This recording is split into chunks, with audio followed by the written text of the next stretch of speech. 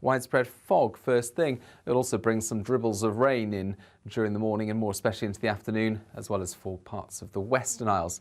Otherwise, the brightest skies by the afternoon will be across northern Scotland, parts of Wales and southern England. Perhaps a bit more sunshine here compared with yesterday. But elsewhere, a lot of low cloud, some mist and some fog persisting into the afternoon. That will keep things cold, 3 to 7 Celsius where we've got that. 11 or 12 will be the highest temperatures, I think, in the south and southwest. A freshening breeze, though, across western fringes. That will push the rain into the rest of Northern Ireland, into parts of central and western Scotland as well. So for Scotland and Northern Ireland, a different kind of night. A lot of cloud again, but largely damp conditions here.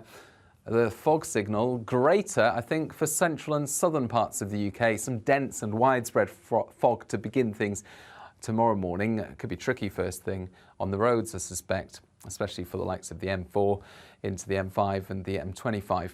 But the fog will very slowly lift by the afternoon, lifting to low cloud and mist. So something a little less poor as far as visibility is concerned, but it's staying gloomy. Best of the sunshine once again. West Wales, Cornwall as well. I think Scotland and Northern Ireland continuing to see cloud and a few outbreaks of rain. Friday, the breeze will pick up. That breeze coming from the east will bring a slightly drier air and it will help to lift the fog, but it will keep a lot of cloud and it will turn colder.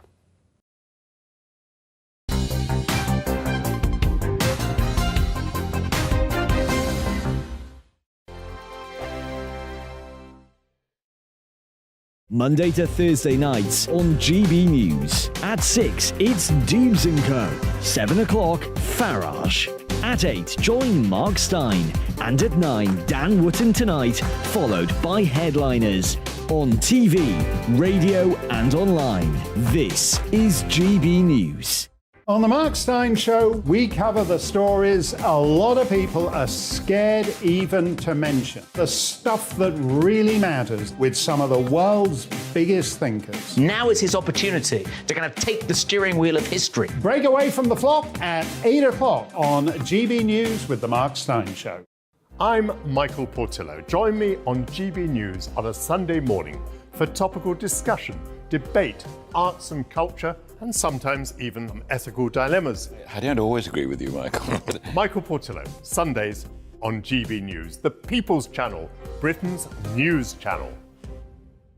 Monday to Thursday on GB News, it's Bev Turner Today from 10 a.m. We're going to be here for you, our GB News family, to keep you up to date, but also make you smile. The guy went from puberty to adultery. And I can't wait to bring a few of my own opinions. I have no time for cultural totalitarianism. We'll engage in passionate, but always polite debate, with your thoughts and opinions at the centre of it all. Monday to Thursday, 10 till 12, on TV, on radio and online. Hello there, it's Eamon Holmes here from Breakfast on GB News. We're not just on your television and your screens, you know. We're on DAB plus digital radio, so you can listen to your favourite shows on the move. If you've not yet listened to GB News Radio, it's very simple. We're on your radio player and TuneIn apps, on your smart speaker, phone or tablet, or online at gbnews.uk. Take us with you wherever you go. GB News Radio. You never have to miss a moment of the People's Channel. Hello, I'm Alastair Stewart, and I'd invite you to join me at noon on Saturdays and Sundays for Alastair Stewart and Friends. I've been in this business for over 40 years. Now, here at GB News, I've never been happier. I get to choose the big stories that really interest me. We hear what you have to say, and you hear what I have to say. I really hope you can join me, noon on Saturdays and Sundays. Hello, I'm Simon Evans. Join me on GB News for Headliners at 11 p.m, where I'll be joined by 2 of the country's top comedians as we take a look at tomorrow's newspapers tonight. If it's a big story, we'll be covering it, I guarantee, but we'll also have some fun along the way. That's GB News Headliners at 11 p.m. We won't put you to sleep, unlike some of the other paper review shows out there. So join us, 11 p.m, 7 nights a week. I'm Mark White. As GB News Home and Security Editor, I cover those key issues that are so important to you. Our authorities, our communities doing all they can to combat violent crime. With the public services under unbearable strain, why are we still failing to control our borders? Defence, the first priority of any government, has been continually hollowed out. Can we trust our politicians to protect the armed forces? Join me, Mark White, on GB News.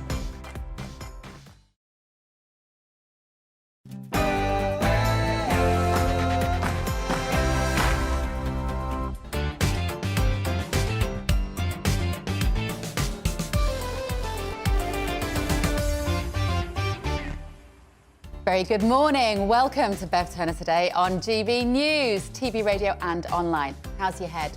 Chances are you spent last night celebrating England's victory or drowning your sorrows for the Welsh team. That 3-0 scoreline at the World Cup means that Wales are out and England face Senegal in the last 16. We're going to have reaction in Qatar with Paul Hawkins.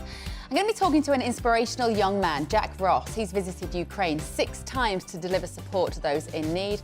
On the last occasion, he narrowly avoided being taken out by a missile. Stick around to hear his tale. And yesterday, our inbox blew up when we talked about 100 British companies making the 4-day working week the norm. Many of you saying we're getting lazy, but the experts saying we're simply making people more productive. I'm going to be talking to one CEO who is championing the idea. That's all coming up after a look at the latest news.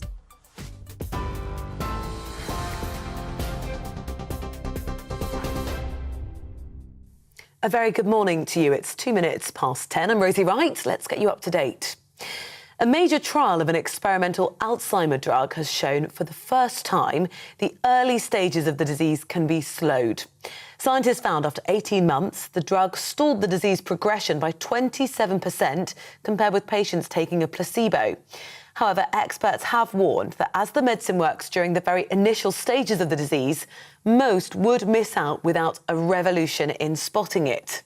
The results, published in the New England Journal of Medicine, have been hailed, though, as the beginning of the end. The Labour MP Stephen Kinnock, whose mother's had the disease, welcomed the news. Yeah, Alzheimer's is just a horrible disease. You find yourself grieving for somebody who's standing right there in front of you. I mean, it's, of course, very sad that this is too late for Mum, but incredibly encouraging that this research is coming forward.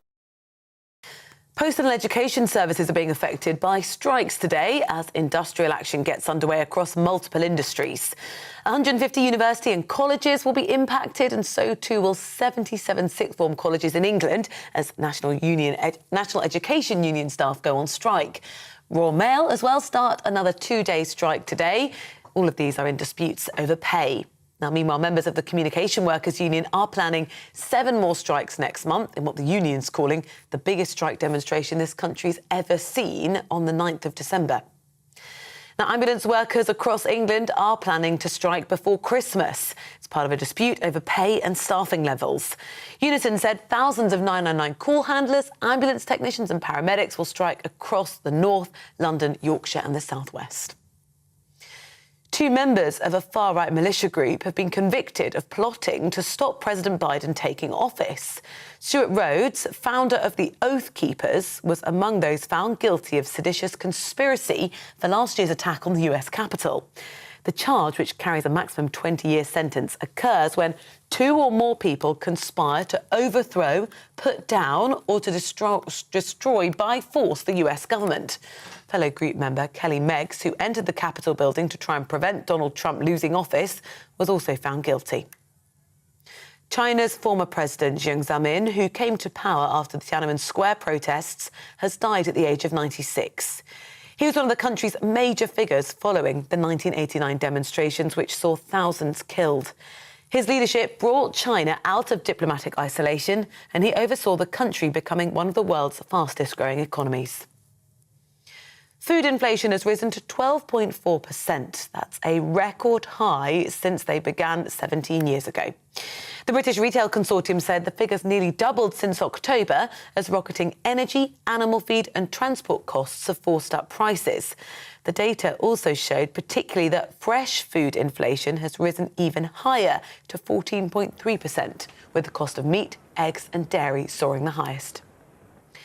For those of us planning to eat a traditional dinner on Christmas Day this year, consumers are being warned of a shortage of British free-range turkeys. The British Poultry Council says half the turkeys being produced for the festive season in the UK have been killed in the bird flu epidemic. It said the total number of turkeys produced for Christmas was around 8.5 to 9 million birds, but around 1 million have been culled or died from bird flu. New figures show the number of babies born by sperm donation has tripled in the last 13 years. The Human Fertilisation and Embryology Authority says women in same-sex relationships and single parents have driven the rise. 2,800 children were born via that method in 2019. The fertility regulator says that now accounts for 1 in 170 of all births in the UK, with more than half of donated sperm coming from abroad. England manager Gareth Southgate says the big business starts now after his team beat Wales 3-0 in their final Group B clash at the World Cup.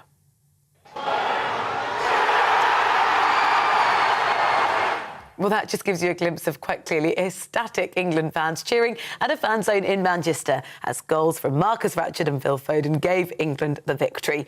It means Wales are now out of the tournament. England will face Senegal on Sunday in the knockout stages. 3 women will become the first all-female refereeing team for a men's World Cup match in the Qatar World Cup. Stephanie Frappart-News are back and Karen Diaz have been named to take charge of the Costa Rica-Germany Group E match on Thursday. Frappart was the first female to officiate at a men's World Cup qualifier in March. You're up to date on GB News. I'll bring you more as it happens. Now back to Bev.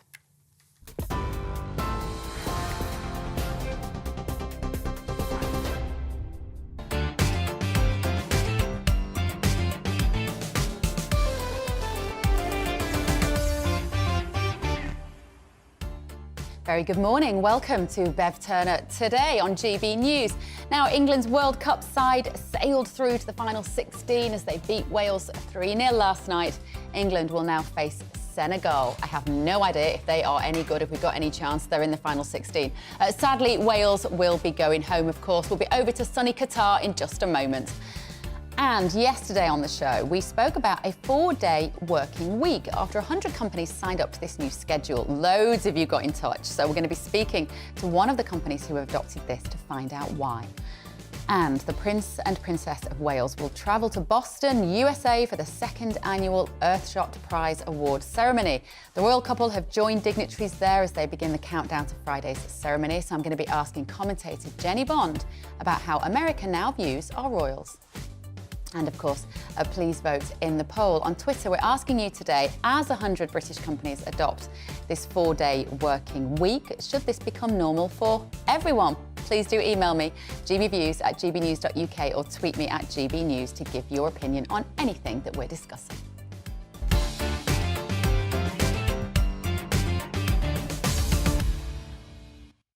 So England have finished the first stage of the World Cup at the top of their group, beating Wales 3-0 last night. Of course, 2 goals from Marcus Rashford and 1 from Phil Foden ended Wales's World Cup dream. It was a good day for the boys from Manchester. Let's speak now to our reporter in Doha, Paul Hawkins, joins me now. Paul, how are you this morning? How is the atmosphere? I imagine there's a few tired and slightly hungover British heads walking around where you are.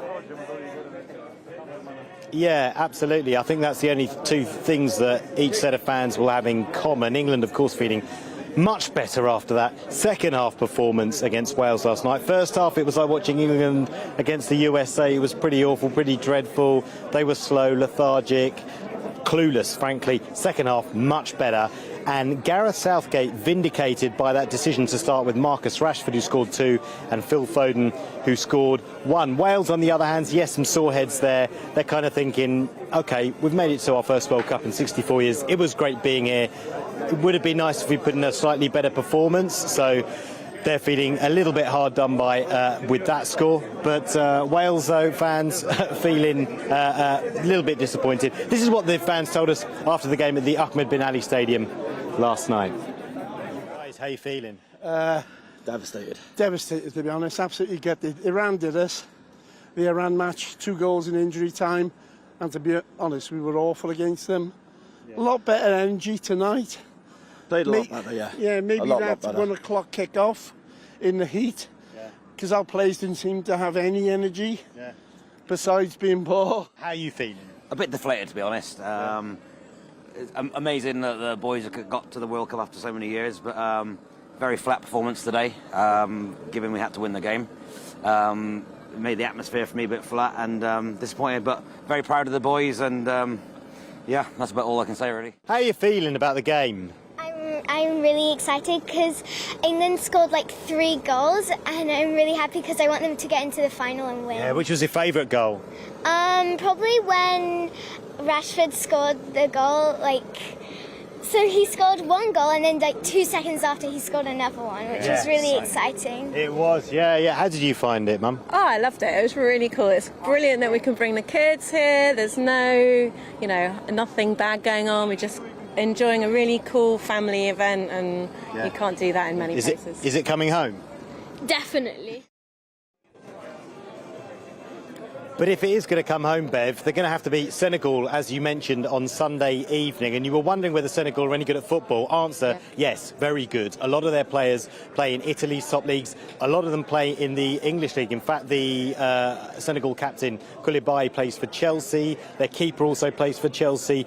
They don't have Sadio Mane. He used to play for Liverpool, now plays for Bayern Munich. He's their best player. He's injured. But make no bones about it, right? This is a very good side. They're African champions. They've beaten Egypt, who are one of the African footballing heavyweights, twice this year. And going into this game on Sunday, they're in pretty decent form. So they'll know England. They'll be physical. They'll be skillful. England will have to play even better than they did in the second half last night. In fact, you'd say they'd have to up it 2 or 3 gears if they want to see off Senegal and make it through to the quarterfinals. So Senegal will be a big challenge for them. Great. OK, got it. Brilliant. I love how you make me understand football so much better than I normally do, Paul. Now, look, everyone wants this World Cup award, but apparently there have been some award-winning camels as well that you need to tell me about. Well, I don't need to tell you about it, but I guess it just adds a little different dimension to the World Cup. Yeah, there's currently the Qatar Camel Zion Club Beauty Contest taking place. It's kind of the organisers are touting it as the kind of camel the equivalent of the World Cup, but for camels, and it's the only probably acceptable beauty contest that you can have now. The camels are judged on such features as their lips, their ears, their eyes. And there was a bit of controversy because last year when it was held in Saudi Arabia, around about 40 camels were banned because the people who owned them had used Botox to get them into the competition. So this year, all the camels are being scanned, X-rays are being used to make sure there are no artificial camels with big lips, no fakeness here, and they're all being judged on their beauty, and they do go for millions. It's a big deal, camels in this part of the world. So that's an ongoing competition running parallel to the World Cup, and we'll keep you across that, of course, here on Scandalous, absolutely scandalous, Paul Hawkins. Listen, it feels like a long time ago that this competition started, right? And we all thought the politics of this was going to overshadow the action. It doesn't feel that way here at the moment. Does it feel that way in Qatar, or do we feel like the focus has fully gone onto the football now? Yeah, it does. And I'll be honest, even in the early stages of this competition, it felt like the media, particularly the Western media, were highlighting legitimate issues, but there was more of a focus on that. And when you're on the ground here and you talk to all the fans, they're aware of it. They understand that there is a point. But they're also talking a lot more about the football than it felt was reflected in the media. And a lot of people here have said that a lot of the media weren't highlighting the positives that there are to living in Qatar and the good things about living here, as well as the important social issues as well. But to be honest, the fans, they were focusing more, I would say, on the football to begin with. They're absolutely focusing on the football now, and that's definitely taking centre stage. Speaking of which, by the way, there's some great games today. 3 o'clock kickoffs. Australia play Denmark. Tunisia take on France. Tunisia, former French colony, huge population in France. That's going to be one to watch out for. Any of those teams can qualify. France have already made it through to the next round. And later on, Argentina take on Poland, and Mexico play Saudi Arabia. Mexico, the least likely team to qualify. Saudi Arabia can qualify with a win. That would be huge if Saudi Arabia make it through to the knockout stages. And then Argentina take on Poland. Poland need just a chance to qualify. So hopefully the Mexicans will make it through, because they've been so colourful to watch at this World Cup. They're always in full voice. So personally, I'm hoping Mexico make it through to the next round. Fantastic. Thank you so much, Paul. Paul Hawkins there, out in Qatar, World Cup correspondent and Camel Beauty Contest judge. Now, we were asking yesterday about this 4-day week. You've already been getting in touch with us. Barry has said a 4-day working week means less gridlock, less energy costs, more money spent socialising on a 3-day weekend. And Mac has said, supported by Labour, who gave us open borders and kids hiding in universities, why would anyone apart from a lazy person listen to them? It's the poll we've got running this morning on Twitter. We're asking you, as 100 British companies adopt the 4-day working week, should this become normal for every one of you? 40% of you so far think that we should. Cast your vote now. Also send me emails this morning, gbviews@gbnews.uk. Also tweet me at gbnews. Now, after the break, we're going to cross over to my panel. Today, I'm delighted to be joined by a panel of absolute heroes. Emma Webb will be here from the Free Speech Union, a co-founder of the Together Association, Alan Miller, and Baroness Claire Fox. All that after the weather. Hello again, I'm Aidan McGivern from the Met Office. It's been another misty, foggy start in many places. That fog slowly lifting during the rest of the day, but leaving a lot of low cloud. Some places, though, getting some sunshine, predominantly northern Scotland, parts of West Wales, southern counties of England, actually increasingly so here. But for Northern Ireland, for western Scotland, thickening cloud and some outbreaks of light rain arrive from the west. And for a good part of central and eastern England, southern Scotland, we keep the low cloud. It's going to feel cold under that cloud, 3 to 7 degrees. Into the afternoon and evening, we're going to see the cloud break up a bit more across southern counties of England, parts of Wales, northern England. As that happens, though, and as skies clear, temperatures will fall away and we'll see a frost and fog reforming across these areas, and there'll also be a lot of low cloud remaining. Where we get that, a chilly start to Thursday, -3 or -4 Celsius in some sheltered spots, but not so chilly for Scotland and Northern Ireland, 7 to 9 degrees, but with some cloud and some rain. A weather front moving in from the west here. But that weather front is weakening as it comes up against the high pressure, which is really controlling our weather at the moment. So for Scotland, for parts of northern England, it's a damp start to Thursday. The rain petering out through the day and becoming more confined to the far north of Scotland eventually. Across England and Wales, after the misty, foggy start with the frost in places, skies do brighten, but there'll be a few fog patches lingering into the afternoon. Where that fog lingers, 2 to 5 Celsius. Where we get the sunshine, 7 to 10 degrees. And for Scotland, for northern England, it is a dull and in places damp day. The rain by the afternoon and evening, though, clears away. And for Northern Ireland, brighter skies in the afternoon with some clear spells into the evening. Now, for the rest of the week and into the weekend, easterly winds arrive. That will make it less foggy, but also make it a bit colder as well.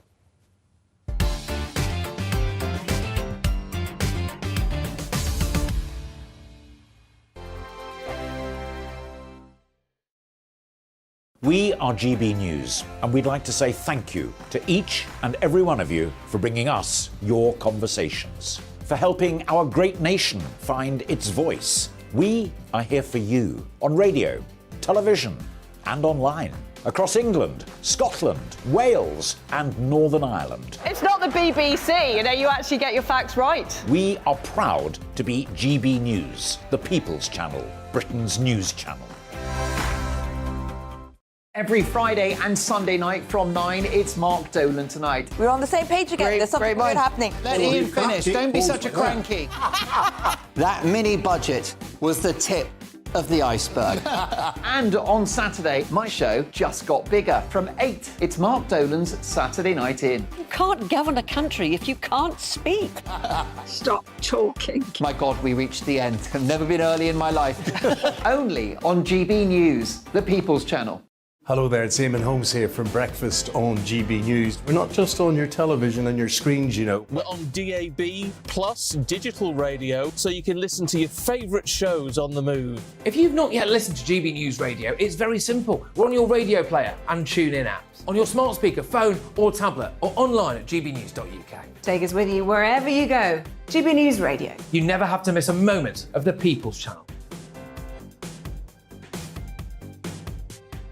Monday to Thursday, 9 p.m. till 11 p.m. Join me, Dan Wootton. I'll bring you the sharpest takes and hottest debates. And it's about standards and public life. No, I'll tell you what's hypocrisy, Narendra. I guarantee you there'll be no spin. We believe in the UK. No bias, no censorship. It just doesn't make sense to me. He wasn't doing his job as Chancellor. And no reason to go to bed. So I guess they've always been quite woke. That's Dan Wootton tonight on TV, radio and online. Monday to Thursday from 9 p.m. till 11 p.m. on GB News.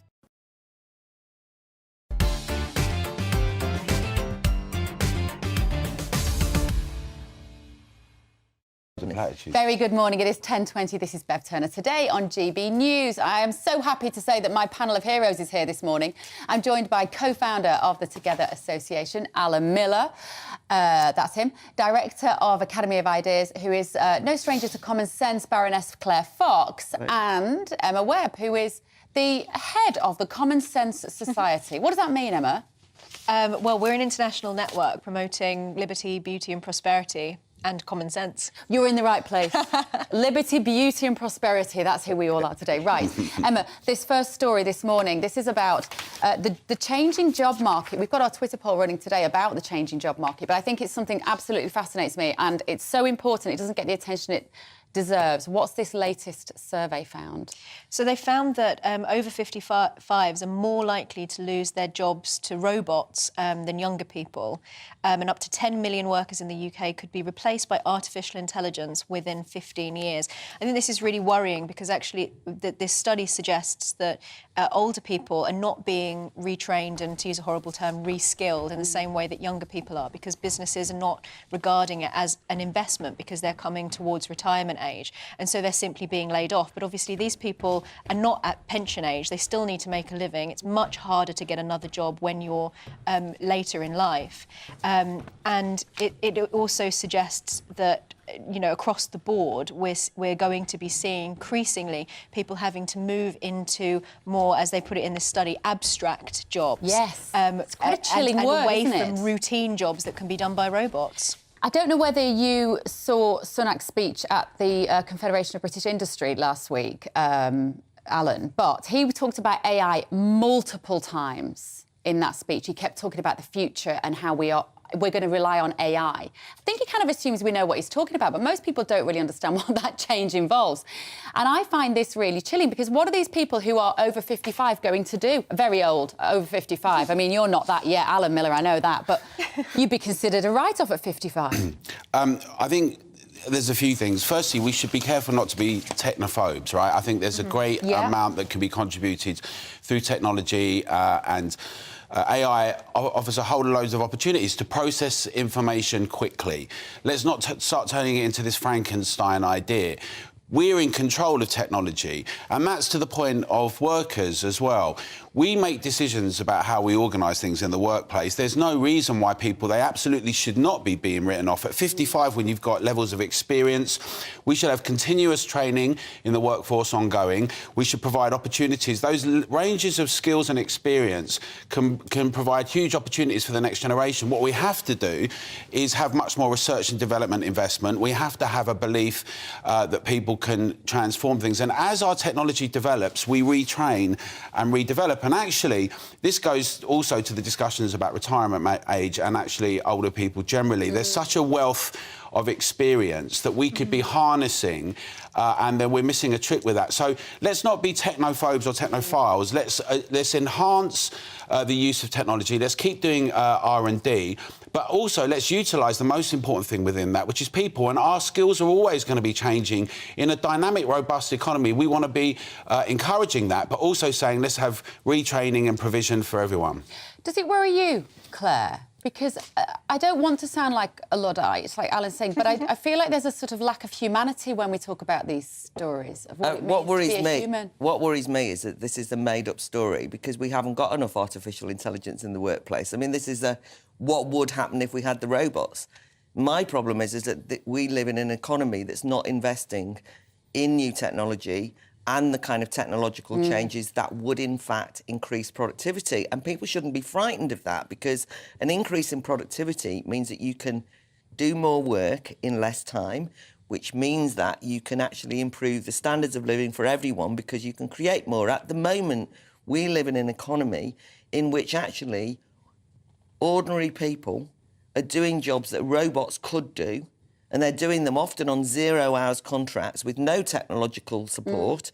And so, if anything, this is a what will happen in the future. It's like, well, it should be happening now because the government are cutting back on their investment in technology. A lot of businesses are risk averse, so they think cheap labour is much easier than investing in risky technological AI solutions. So for me, we shouldn't be frightened about what will happen when the AI robots come in. We should be worried about the fact there's not enough of them. And then, Alan's absolutely right, I think, and the points that Emma made about older workers, Alan made about the fact that once you've got the technology, that doesn't mean that you dump people on the scrap heap, but it does mean that you've modernised your industries and that there's opportunities for people at whatever age to get skills. The only thing that I would say is we know that there's tensions here.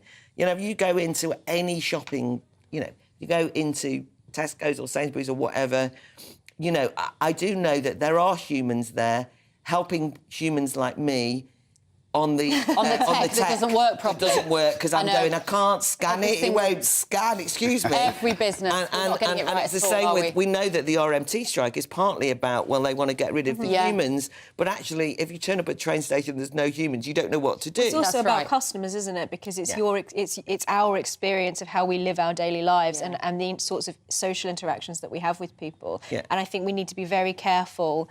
Yes, we should have a more efficient economy, but we also want to have a good quality of life. And there is a degree of that being removed from our daily life by increasing technology. Yeah, absolutely. Right, Alan, I think this story has something to do with technology as well. This is about children that are taking record numbers of sleeping pills. It is. So over the last 7 years, there's been a study saying that children are being prescribed far more sleeping pills, actually melatonin in this case, which is different to other pharmaceuticals. And there's been it's a kind of a hormone that works naturally in the body, but there's some concerns about long-term use with it. There's also the question of why it's actually happened, how much, for instance, lockdowns and impacts around education has had an impact on that. And there's also a question about ADHD, when people are prescribed for it, children in particular, prescribed for ADHD. It's interesting as well that in America they've had a study that on summer camps up to 50% of young children are being prescribed things like Ritalin and other drugs. And that can't surely be that suddenly half the population of children are all got these issues. It says much more about adults and our relationship to children, and also actually prescribing and categorising certain kinds of behaviour. This is all in the backdrop, of course, to things like how behaviour and authority and discipline and responsibility is being administered at schools and at home.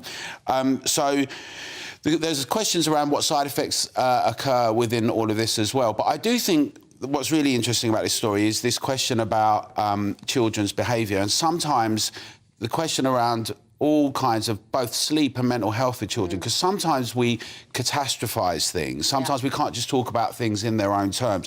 It's definitely the case, it seems from studies, that the impact of lockdowns and missing education has had an impact. And also, as you say, Bev, the question about how much technology plays a role within all of that. Screens late at night or during the day.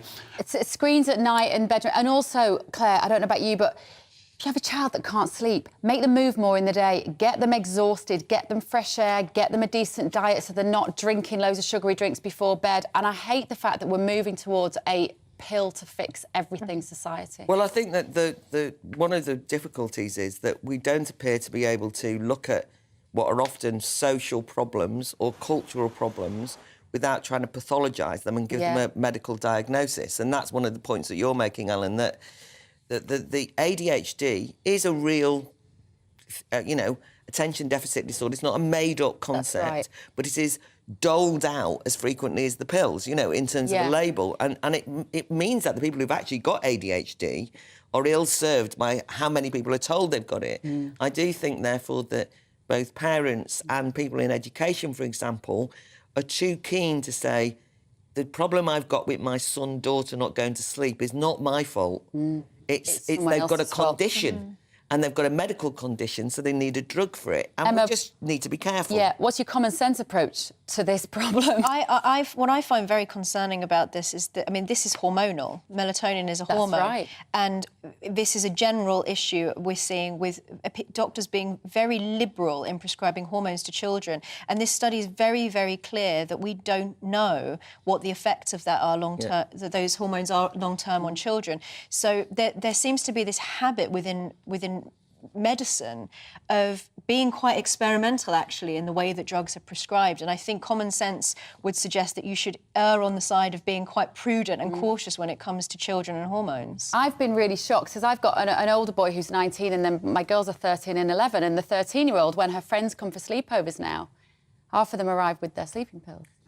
God, and that didn't happen with my son's generation. No, but I mean, and I find that really shocking. Sleeping pills were only ever prescribed very, cautiously by doctors. Absolutely. But it's a bit like antidepressants and so on and so forth. And I feel for the parents. I don't want to sound like I'm judging the mothers. I feel for them. They've got themselves into a situation where some expert has advised them, well, the solution to your daughter's creative, let's say, ebullience, let's say, is a drug to calm down her ADHD, and then you've got to get her to sleep at night with another drug to calm her down. I think partly it's to do with the education system as well, trying to get these kids in this one-size-fits-all, sit at a desk, remember facts and regurgitate. We're all living a really unnatural lifestyle as well. As part of this is to do, I mean, melatonin is to do with your circadian rhythms. Yeah. And all of us, as Alan was saying, we live our lives on screens. We particularly during lockdown, had really irregular routines, and the times that we eat and the way that we have physical activity, how much time we spend outside.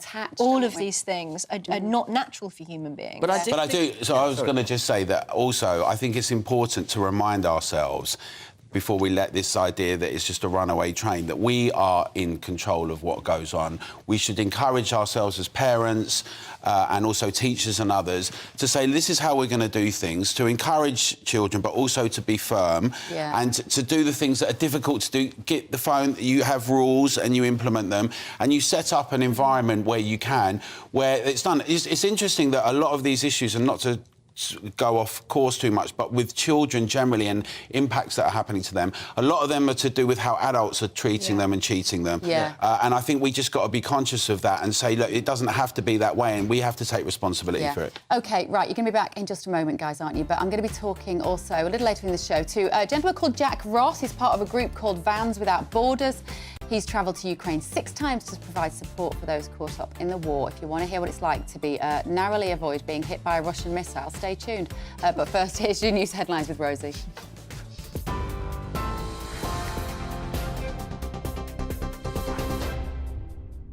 Good morning, it's 10:33. I'm Rosie Wright. Let's get you up to date.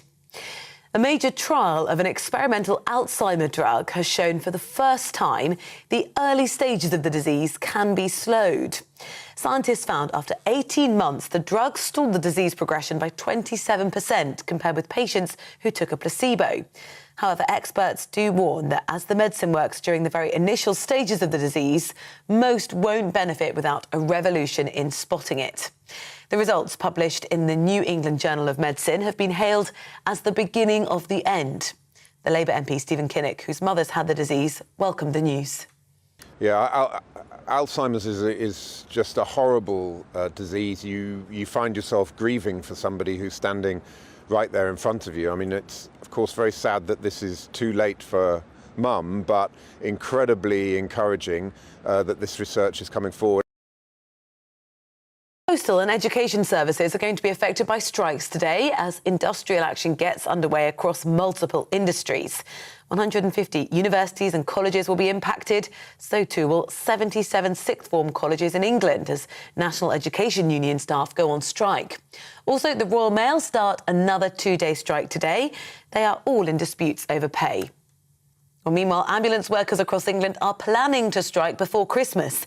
It's part of a dispute over pay and staffing levels. Unison said thousands of 999 call handlers, ambulance technicians and paramedics will strike across the North, London, Yorkshire and the South West. Food inflation has risen to 12.4%. That's a record high since records began 17 years ago. The British Retail Consortium say the figure has nearly doubled since October as rocketing energy, animal feed and transport costs forced up prices. We're on your TV, online, DAB+ radio. You're up to date on GB News.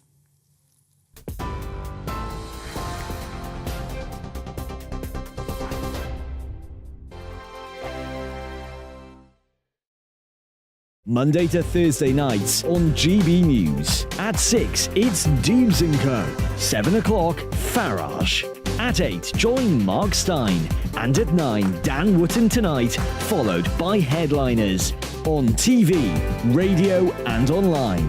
This is GB News. We are GB News, the People's Channel. Why not take us home with you by visiting the GB News shop at gbnews.store? You'll find all the official merchandise, a really good present actually for yourself, your friends or your family. We ship across the UK mainland at no extra cost. GB News, the People's Channel.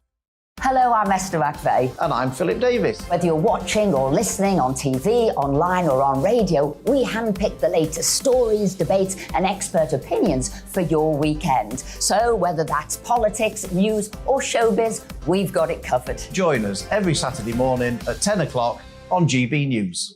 Monday to Thursday on GB News, it's Bev Turner Today from 10 a.m. We're going to be here for you, our GB News family, to keep you up to date, but also make you smile. The guy went from puberty to adultery. And I can't wait to bring a few of my own opinions. I have no time for cultural totalitarianism. We'll engage in passionate, but always polite debate, with your thoughts and opinions at the centre of it all. Monday to Thursday, 10 till 12, on TV, on radio and online.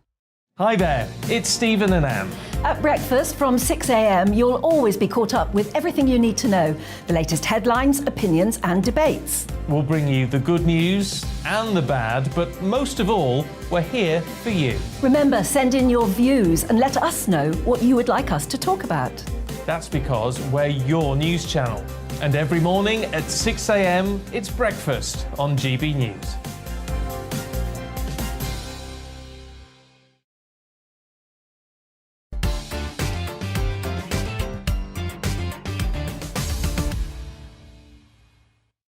Very good morning. It is 10:37 on a Wednesday morning. You are watching and listening to Bev Turner Today on GB News. Thank you for joining me.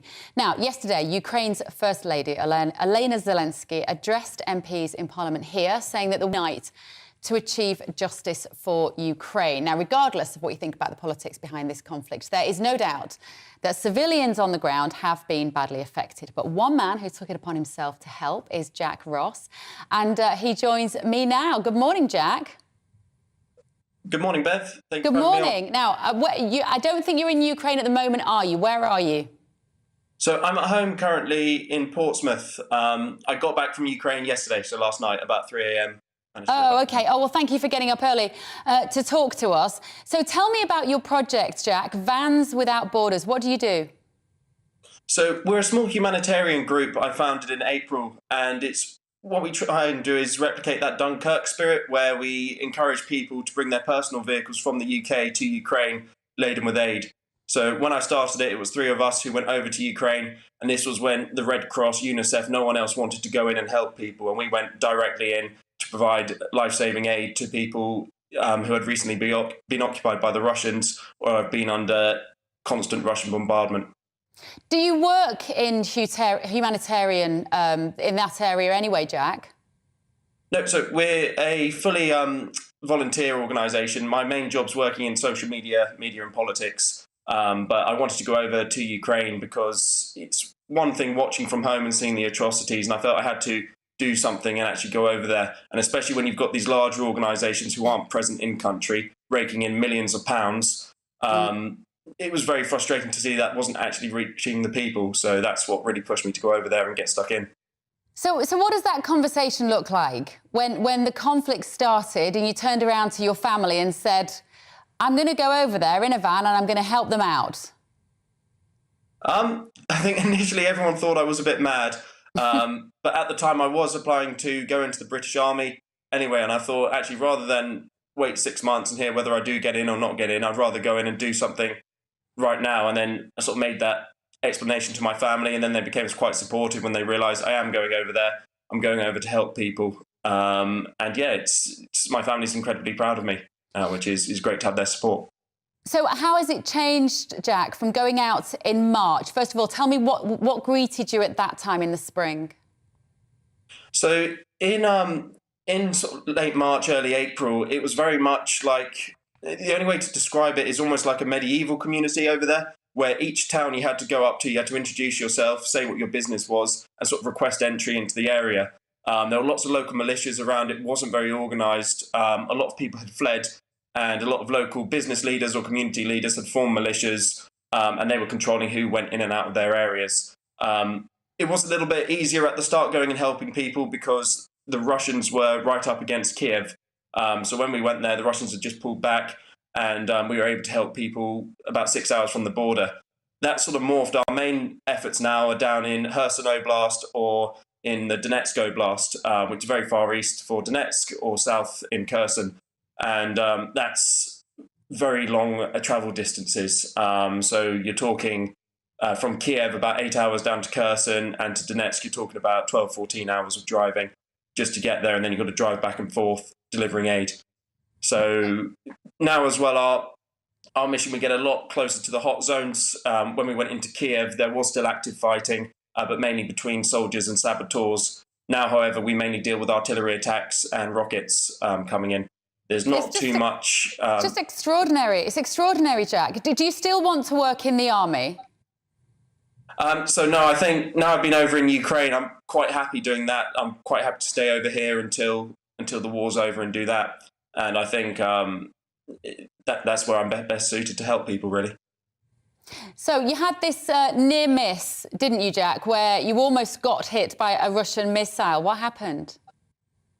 So we were dropping aid in a village called My Love, which was liberated on the 8th of November. We went there about a week later. And as we were driving down there initially, we ended up almost driving through a minefield where the soldiers at a checkpoint said, yeah, go that way, it's fine. Then as we got halfway down, the soldiers actually said, no, don't go there. There's mines everywhere. So we drove out, and on the way out, we actually saw a car had hit a mine and been blown up on the side of the road a couple of days before. So we went round from there over this makeshift bridge into a village. And we were aware the Russians were close, but they were 3 kilometres from our position. And so while we were distributing aid to people, there was a concern the Russians were watching us either with binoculars or drones. And while distributing, it was initially Ukrainians, and they said to us, look, you've got to be quick when you're here. So we started giving out aid because the previous day, the village had been hit with rockets and artillery when other humanitarian groups had tried to get down there. So while we were distributing aid, people from the neighbouring village, which is actually under Russian occupation currently, came in to start collecting aid from us as well. And so 2 things either happened, because some of them were taking photos of us on their camera phones. They either sent a photo back to the Russian soldiers who tried to blow us up, and they would do that because there's a bounty of $20,000 on every British volunteer's head over in Ukraine. Or the other option was we were spotted by the Russians. So as we're in the village, we heard something go over our heads, and we weren't quite sure what it was. I initially thought it was a jet, but our translator / guide, Edward, was like, no, it's a rocket, get out, get out. And so we shot out the village. As we were going out, the military was shooting out the area as well, and they were driving 80, 90 miles an hour over this ramshackle bridge they'd replaced the road with because the previous bridge had been blown up. One of our vehicles, the bridge, was driving over the bridge, and the bridge gave out underneath it. So as we got rockets and artillery going over our head, we had to do a last-minute tyre change as well. Managed to get a tyre back on the Isuzu, but it was at an angle, which wasn't ideal, so they limped back with us to safety. As we were changing the tyre, we also had a drone come over and sit there watching us, and we weren't sure whether it was a Russian or Ukrainian drone, but we didn't really stick around to find out. Gosh, extraordinary stuff, Jack. And if people want to help you, how can they do that? Yeah, so if they look up Vans Without Borders on social media, our donation links and everything are there. No one in our organisation takes salaries. All the money gets spent directly on aid to help people. Fantastic. Jack Ross there, founder of Vans Without Borders and a real-life hero. Now, yesterday, we spoke about the fact that 100 British companies have signed up to make the 4-day working week the norm. Have a listen to the politician who tabled a parliamentary bill to cut the working week. This is Labour MP Peter Dowd talking to me yesterday. Actually, productivity is much better in this sort of environment. That's been proven from some of the studies that have gone on. The issue about retention of staff is much better when you have these working conditions. And of course, people actually want to go and work for companies who have this offer on. In fact, it's often shown that there's big multiple increase in the amount of people who actually apply for a job in a company that has a 4-day week. And it's overall good for the economy, as I said, in terms of productivity. Well, this is very divisive. This is what some of you had to say at home. Susie agreed with Peter. She said, I worked a 4-day week for years. It was the best work and leisure balance. It's so important for our mental health. And Ricky said, a 4-day working week is ridiculous. How can someone like a teacher do this? If everyone can't do it, then no one should. Val got in touch and said, a 4-day week, what a load of rubbish. Let's face it, Britain is getting totally lazy. And David got in touch to say, a 4-day working week means less gridlock, less energy costs, more money spent on the economy by those on a longer weekend. It's interesting, isn't it? I would love to know what you think of this today, but I need to find out a bit more. So let's talk to Adam Ross. He's CEO of the global marketing company Awin. Adam, hello. Thank you so much for joining us. You are one of these crazy CEOs who is encouraging our country to be lazy. What are you doing? Interesting question. I mean, this is not about laziness. This is not about reducing our ambition. We're an incredibly ambitious company. We have investors and shareholders that demand that from us, just like they do of other companies that they invest in. And we haven't set our sights any lower. This is about being very clear with our staff about what those ambitions are and really putting it to them to decide how best to achieve that. And we believe, I mean, I think Peter Dowd said yesterday it was 100 years since we reduced from a 6-day week to a 5-day week. We believe we found a new sweet spot where we can achieve great levels of ambition, great productivity, and still maintain a healthy work-life balance, happier, more engaged staff that feel better, that want to stay with the company for longer. It's very attractive to new candidates. There's a whole load of benefits I can describe, and it's been a huge success for us, and we've been doing it for nearly 2 years now. Amazing. Adam, I have so many questions. OK, so I totally get it, right? If you're my age and you've worked really hard for, whatever, 30 years, and now you've got kids and you've got stuff to balance, I totally understand why my generation would do well on a 4-day week. If you're 21 and you've just left university and you're going to spend your extra day at home watching Netflix, you should be at work, shouldn't you? Well, it's interesting. We have a very young profile in the company, actually, and people choose to do with their 5th day many different things. We have some people that have gone to further education. We have some people who've done an MBA, for example. We have other people that engage in the training and development programs that we provide as a business. So, people choose to do very different things. Other people focus on their health and well-being. Our sort of contract with the employees is that do what's right for you on that day. But when you do come to work on the 4 days that you're in, let's be super ambitious. Let's make those 4 days incredible and productive.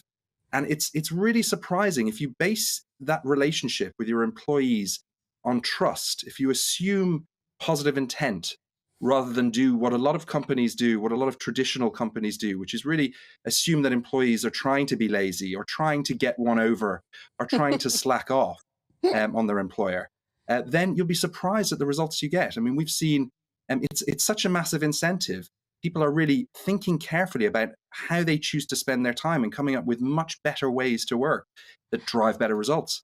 So you've still not convinced me, Adam. You've got to work harder than this, right? Tell me, as an employer, then, how do you manage it with the schedule? Do you have some people who say, well, I always want a 3-day weekend. I'm going to do my 4 days is going to be Monday to Thursday. And then you get some people say, well, I'd like the Wednesday off, actually. Does it cause conflict with scheduling? So, our contract with employees is that we have to maintain a 5-day service, right? We have clients, we're a service company, and they need us to be available the whole time.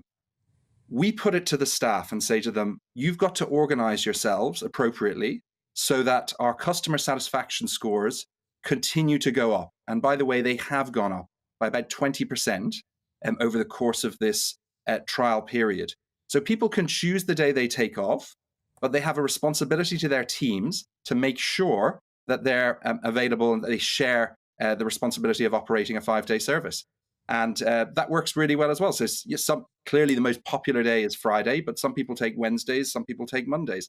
And it's really up to them. As long as they deliver for our clients, we don't mind how they organize themselves. And we track and monitor that very, very carefully. Okay, so it's the tracking and the monitoring of the KPIs, right? Their key performance indicators. If they're not hitting those and they're only working 4 days a week, they might have some questions to answer. Can you see that there'd be some industries, Adam, where this just wouldn't work at all? People are getting in touch saying, what do you do if you're a teacher? How do you do a 4-day week?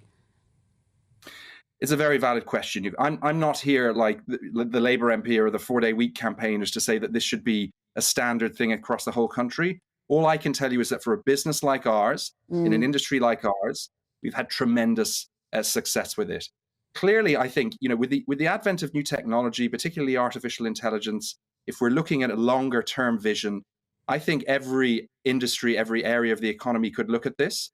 But that's not my area of expertise. All I can say is that for a business like ours, and other businesses like ours should really look into this because the results are phenomenal. Okay, Adam, you've almost convinced me. I might get you back in another day with one of your employees to tell me how it works and what an amazing boss you are. But thank you so much. It's such a fascinating topic. I think a lot of our viewers are really interested, and I think you're going to have a lot of people applying to work at your company after today. That is Adam Ross, CEO of global marketing company AWIN. Let me know what you think. We're also running a Twitter poll on this today to say whether you think everyone should be given this luxury to do a 4-day week. Now, moving on, the Prince and Princess of Wales will arrive in Boston, Massachusetts today, their first visit to the United States since 2014. It's been dubbed as Prince William's Super Bowl moment. His annual Earthshot Prize will celebrate solutions to repairing our planet from around the world. So royal commentator Jenny Bond joins me now. Hello, Jenny. Lovely to see you. So is this a significant event for Prince William? He's very much positioning himself, isn't he, as a green pioneer. Is this perhaps because his father now has to be a little less political? Is William prepared to step into that particular role? Well, yeah, I think he's demonstrated that over recent years. Of course, he started Earthshot last year, was the first tranche of £1 million prizes, which were handed out, awards rather than prizes, to projects that were deemed worthwhile and could make a real difference to the planet. And this is the second. So they're heading off to, it's going to go on for 10 years. They're heading off to Boston, Catherine and William, and they're going to Boston because that's the birthplace of JFK, John F. Kennedy, and it was Kennedy's great idea that man could walk on the moon shot back in the 60s, that inspired William to call this his Earthshot. How do you think the Americans view our royal family at the moment, Jenny? Are they riding a bit of a wave since King Charles' coronation, or has Meghan caused a bit of a problem in that regard? Would you know, the Americans have always been obsessed with our royal family. I do a lot of public talking, particularly on cruise ships, and you get large numbers of Americans on board, and they run towards me to ask me all sorts of questions about the royals. They are fascinated by it, and a little bit jealous, I think, about the fact that we have a royal family. Therefore, one might say they kick them out. But anyway, there is this rivalry going on as well between the Meghan and Harry and the William and Catherine crowd, and a lot of the publicity is about the sibling rivalry. Will they meet? Well, no, there are absolutely no plans for the two brothers to meet. And there's this irony that in a few days' time, Meghan and Harry are going to be going to the East Coast themselves to accept an award under the auspices of JFK's brother, Robert Kennedy. So it's very ironic. There are two brothers. Robert was much in the shadow, I suppose, of JFK's elder brother for many, many years. And we have these two warring royal princes. One is launching the second lot of his Earthshot prizes. The second, Harry, is accepting an award alongside Meghan for standing up for what is said to be structural racism within the royal family. Yeah. So for two very different awards, and it's going to stir up a lot of feelings once again. Yeah, deeply controversial, that Robert Kennedy Award for Harry and Meghan, effectively saying we're going to award you for, as you say, exposing the fact that the royal family is inherently racist. I will get you back on, Jenny, when we talk about that, because I think that's going to be such an interesting day when they receive that award, see if the royals make any statement here. We have heard other reports this morning, pretty shocking reports, that police have investigated what they're calling very real threats to the Duchess of Sussex, Meghan Markle. What do we know about this?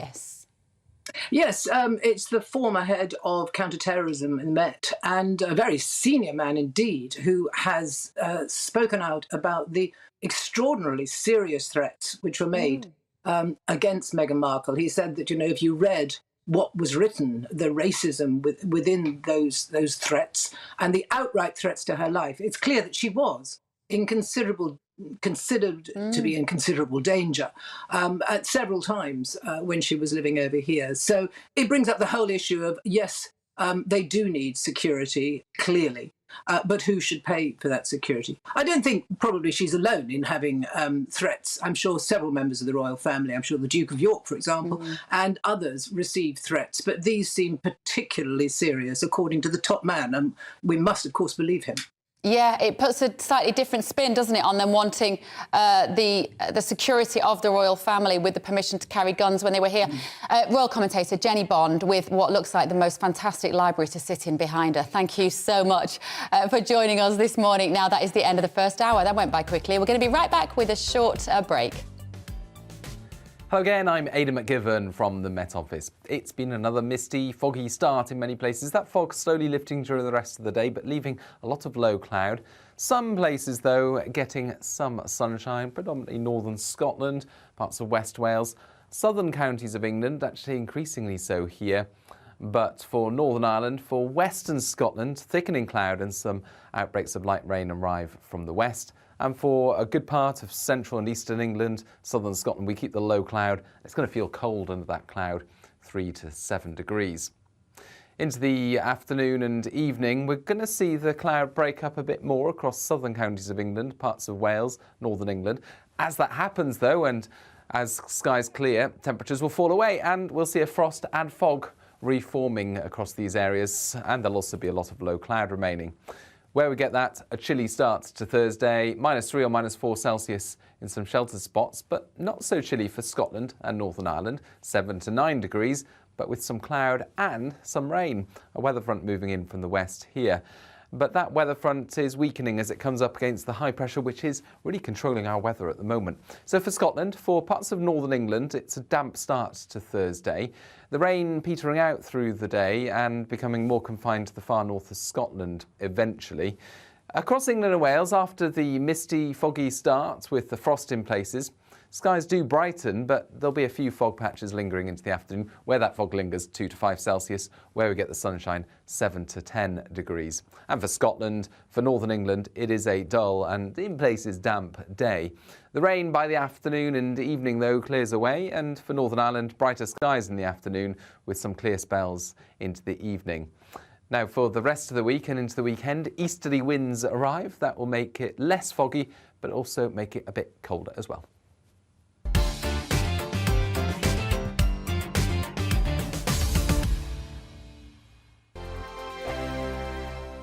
Every morning from 6 o'clock, we'll wake you up with GB News Breakfast with all the stories you didn't know from the night before. So whether it's serious news, entertainment, or your own views from all over our great nation, we're here to kick off your day with a smile. And the national media should be reflecting and reporting what's happening here. You will notice the northwestern accents.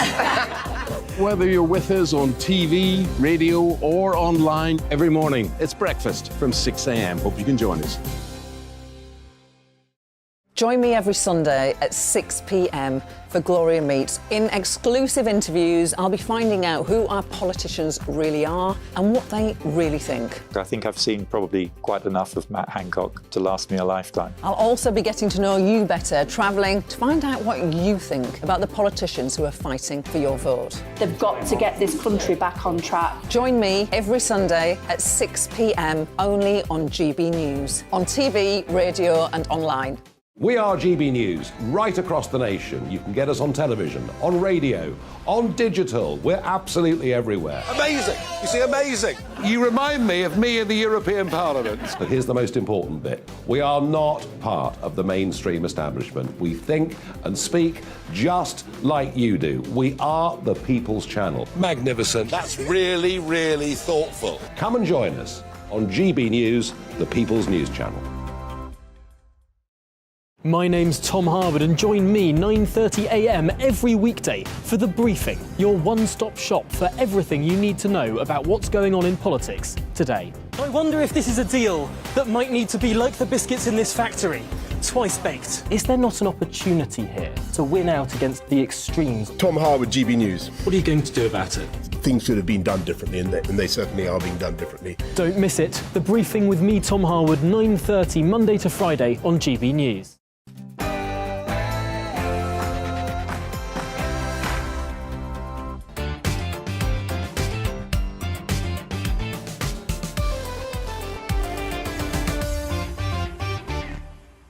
Very good morning. Welcome to Bev Turner today on GB News. We're going to get to the bottom of whether or not you think we all should be working a 4-day week. You've been emailing me on that. We're going to also look ahead to PMQs with my panel. We're going to round up the latest stories of the day. That's all coming up after a look at the latest news.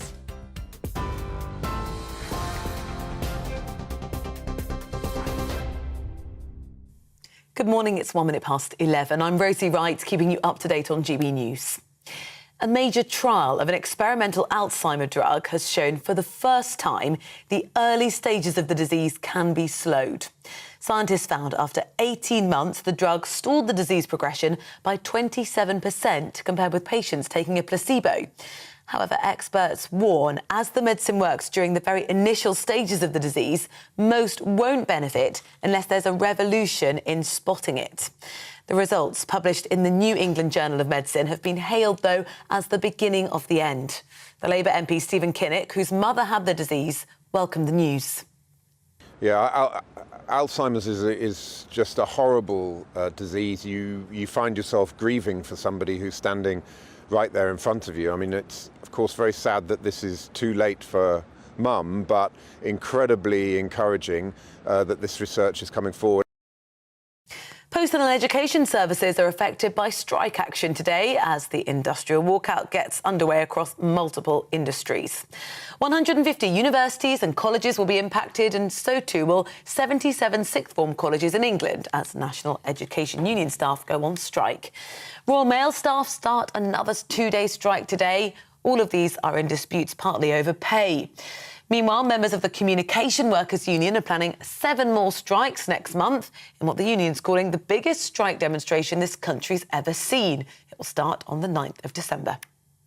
Now, meanwhile, ambulance workers across England are planning to strike before Christmas. It's part of a dispute over pay and staffing levels. Unison said thousands of 999 call handlers, ambulance technicians and paramedics will strike across the North, London, Yorkshire and the South West. 2 members of a far-right militia group have been convicted of plotting to stop President Biden taking office. Stuart Rhodes is the founder of Oath Keepers. He was among those found guilty of seditious conspiracy for last year's attack on the US Capitol. The charge, which carries a maximum 20-year sentence, occurs when 2 or more people conspire to overthrow, put down or destroy by force the US government. Fellow group member Kelly Meggs, who entered the Capitol building to try and prevent Donald Trump losing office, was also found guilty. China's former president, Jiang Zemin, who came to power after the Tiananmen Square protests, has died at the age of 96. He was one of the country's major figures following the 1989 demonstrations, which saw thousands killed. His leadership brought China out of diplomatic isolation, and he oversaw the country becoming one of the world's fastest-growing economies. Food inflation here in the UK has risen to 12.4%. It is a record high since records began 17 years ago.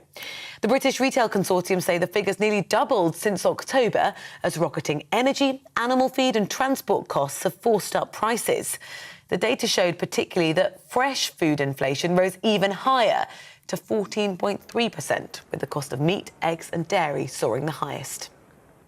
For those of us planning to eat a traditional dinner on Christmas Day this year, consumers are being warned of a shortage of British free-range turkeys.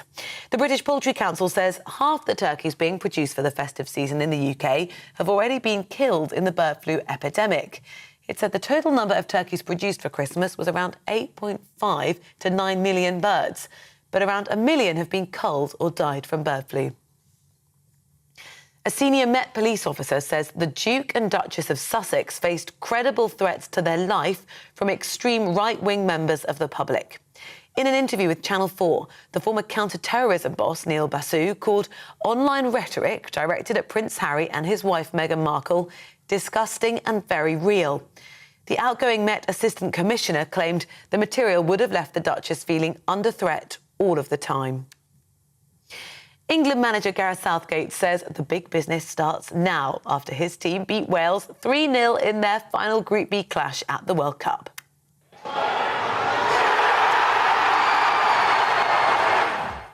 Well, that gives you a glimpse of clearly ecstatic England fans cheering at a fan zone in Manchester as goals from Marcus Rashford and Phil Foden gave England the victory. Well, it means Wales are now out of the tournament. England will face Senegal on Sunday in the knockout stages. 3 women will become the first all-female refereeing team for a men's World Cup match in the Qatar World Cup. Stephanie Frappart, Nizu Black and Karen Diaz have been named to take charge of the Costa Rica-Germany Group E match on Thursday. Frappart was the first female to officiate at a men's World Cup qualifier in March. You're up to date on GB News. I'll bring you more as it happens. Now back to Bev.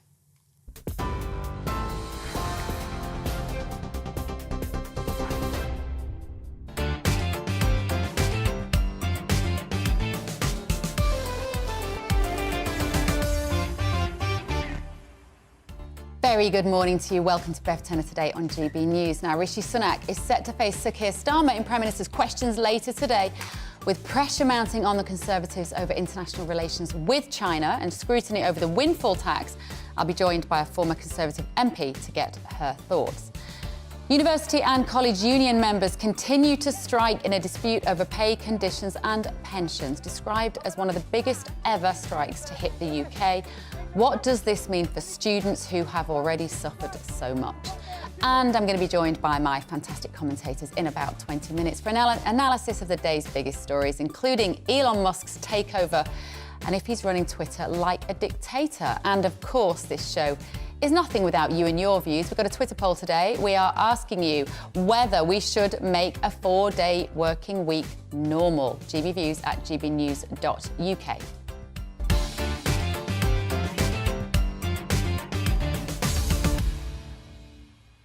On that particular issue, Pat has been messaging to say a 4-day working week is another thing that will make Brits even lazy and less productive. Instead of coming up with ideas to reduce productivity, companies should be coming up with solutions that will improve productivity. And John said it will be a huge calamity if productivity doesn't increase to compensate for a 20% drop in working time. Well, we heard from our CEO just before who said it works brilliantly for his company and he manages to keep hold of his staff. Do keep getting in touch with me on that. Now, before we get stuck into the rest of the show, we've got so much more to get through. England beat Wales 3-0 last night. I don't know whether you heard about this. The World Cup's going on. Our Northwest reporter, Sophie Reaper, joined the crowds at a fan zone in Manchester. Let's see how she got on. And they're through. After a 3-0 victory over Wales, Gareth Southgate's side have claimed their spot in the final 16 of this World Cup. As the final whistle blew, jubilation. All over England, fans celebrated. In Manchester, a 6,000-strong party began. I'm absolutely over the moon. I can't believe it. I thought it was amazing, the atmosphere, the fans. What a goal! Fantastic performance. I think it was definitely an improvement from the USA game, and I'm hopeful now. I wasn't before, but I am now. Come on, England! Gareth Southgate's boys are winning it all! Go on, England! Ahead of kick-off, the songs were loud. But there was also apprehension.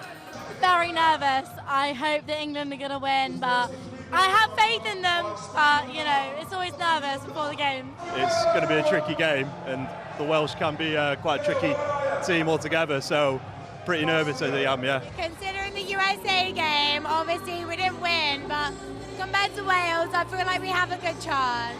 Hopefully we can start with a bit of Fans had a nervy wait as it wasn't till the second half that the goals began to flow. For the Lions, it's onward. But for the Dragons of Wales, their World Cup dream is over. Well, he wasn't brilliant, but we can still hold our heads up high. It's not about the results, it's about the memories. 3-0, yeah, it's not the greatest, is it really? But you know what? We made it to the World Cup, first time since 1958. Wales forever, baby, Wales forever! A disappointment for a still proud Welsh side, but across the border, a different story. With that win under their belts, England are moving on to the next round to play Senegal. What do we reckon, guys? Will this be the time that England's men are finally able to bring football home? Only time will tell. Sophie Reaper, GB News. Oh, makes me nostalgic for my hometown of Manchester. We know how to put on a bit of a party. I know it's bread and circuses, and some of you are saying there's more important things going on than the football, but we need a little bit of balance in our lives, don't we, at the moment? It's so much doom and gloom. And talking of balance, our Twitter poll today is about the fact that 100 British companies have signed up to people working a 4-day week. We've got 60% of you so far saying that no, this should not become the norm. I do wonder if there's a bit of a generational difference when it comes to this topic. Brian has said if companies reduce the working week, staff receive exactly the same wages. It means an enormous increase in wages, or they have their pay reduced for a day's not working. They will be poorer for the pleasure of a 3-day weekend. GBviews at gbnews.uk. If you have experience of this, how does it work? I want to hear from you if you are an employee or if you are a boss as well. I'd love to hear from you. Mark has said, don't forget the employers are not stupid. You won't just do your ordinary hours over 4 days. You have to average your 5 days of hours over 4 days. It's a 50-hour week over 5 days is a 10-hour a day. Earlier start times, later finishes. They ask you to work overtime on the 5th shift. You actually work more in a week. Don't believe the hype or the benefits. You are more tired. Well, it's something that I think a lot more of us are going to be doing, so please let me know what you think. Now, a world-leading damp specialist is warning that more children in the UK may have died from poor housing. Speaking exclusively to GB News, Professor Mike Parrott says that his office has been contacted regarding a number of allegations of children who have potentially lost their lives. Now, do you remember this shocking story a couple of weeks ago? A coroner said that a toddler from Rochdale was killed from mould in his council home. It's prompted widespread concerns over the state of housing in the UK. Alice Porter has the story. 2-year-old Awab Ishak died from a respiratory condition caused by exposure to mould in his home.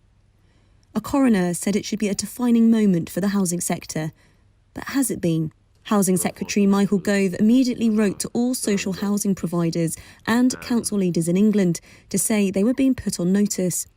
People who've been complaining for months over the state of their homes are suddenly getting a response. This was covered in black mould, and now it's just water and dirt just seeping through. Dan Whiteside lives with his wife and 2 children in their leasehold flat in South London. They've had leaks and mould and damp since February, which has left them sleeping on the sofa, unable to use the master bedroom. Mushrooms coming through the wall, which then quite quickly started turning into a large area of black mould. Since then, I've been calling L&Q twice a week. They finally sent out a damp expert, a team to come out and have a look, and that was 2 weeks ago. So you were complaining to your housing association for 7 months, but with no response until very recently. Why do you think that is? It's probably not difficult to ascertain that something related to the news story of the child who sadly passed. They mentioned it on the phone. We couldn't have a newborn baby living in these conditions, which obviously makes me quite angry because my wife was pregnant throughout this. We had to bring a newborn baby back to this. We pay a mortgage and a service charge, and we're living in a nightmare at the moment. A statement from L&Q Housing Association said, "We are sorry for the delay to the repairs at Mr Whiteside's home and for the inconvenience this has caused the family. We visited the property several times to establish the cause of the leak, which proved more difficult than we anticipated. Problems with establishing the causes of damp and mould is largely due to a lack of expertise, according to Mike Perrett, one of the world's leading experts in this field. What you're doing with dampness and mould investigations is you're eliminating what it isn't until you're left with what it is. And you can only do that tangibly by measurement. That is not in the country. When I look at the disparity of knowledge, particularly amongst social housing, it's even worse in the private sector, I hasten to add. It fills me with horror that we've arrived at this situation. We've had confirmation for the first time that a child has died as a result of the conditions in their home. How worried are you that there could be more cases? My office has received calls from some sources where there are allegations of further fatalities involving young children. I knew the day would come. I knew that this would happen. The government is under pressure to make sure another child doesn't die from their accommodation. But with poor housing across the public and private sector, it's a problem which won't be solved anytime soon. Alice Porter, GB News. Thank you, Alice. Now, over 70,000 university and college union members at 150 universities are holding the third of 3 days of strikes. It's being described as Super Strike Wednesday. Our reporter Ellie Costello is live at King's Cross, where the rally is taking place. Ellie, what are these lecturers and university workers specifically striking about? Well, Bev, it's strikes, strikes and more strikes, isn't it? It seems to be the theme of the season at the moment. And today it's the turn of the University and Colleges Union. Now, they represent 120,000 higher academic education experts and also support staff in the UK as well. Now, it looks very quiet here right now, but in about 2 hours' time, there are going to be, they say, hundreds of university lecturers and also students rallying here, asking for better pay, better conditions and better pension benefits. Now, this is the last day of 3 days of action so far this week. As you say, it's being called Super Strike Wednesday, and this is going to be taking place because 70,000 lecturers have gone on strike in the past 3 days at 150 different universities and institutions all across the UK. Now, that has affected apparently 2.5 million students up and down the country who are paying around £10,000 a year for their education. But the UCU says that it's actually the students that are supporting them, and many of them, they say, will be here today standing alongside their lecturers asking for better pay. So why exactly are they striking? Well, the union says that their pay has been cut by 25% since 2009. Now, they have had a pay increase offer on the table of 3%. That has been rejected. They're looking more for about 12% pay increase. They want it above the rate of inflation, and they say that overwork, insecurity and additional hours are really impacting their work. They want better conditions alongside that 12% increase in pay.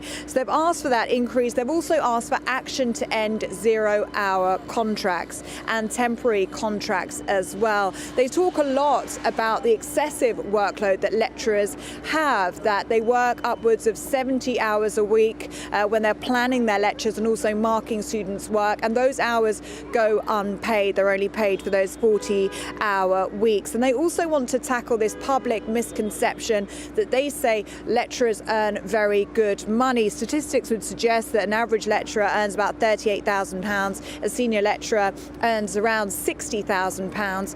But the union does want to make it clear that a third of academic staff are actually on temporary contracts and are paid poorly. So that's something they want to tackle today. Just a quick word on what university employers say. They say that asking for more pay is only putting more jobs at risk, and already 30% of universities in the UK are already in debt.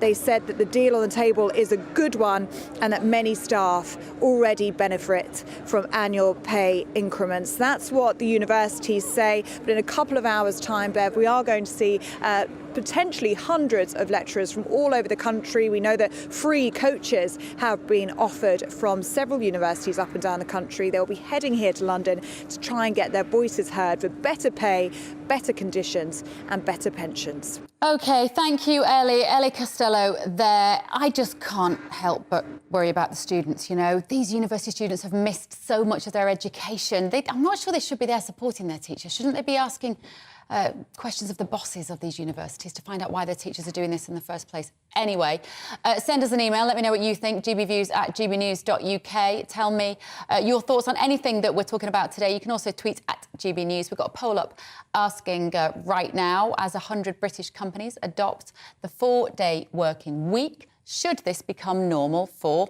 everyone? So far, 40% of you think that we should do that, with the majority of you thinking that, no, we should not be doing that. Cast your vote now. OK, plenty more still to come after the break. My panel will talk us through some big stories, including news that Rishi Sunak has been urged to take a tougher action position on China over growing protests. Time now, though, for a quick break.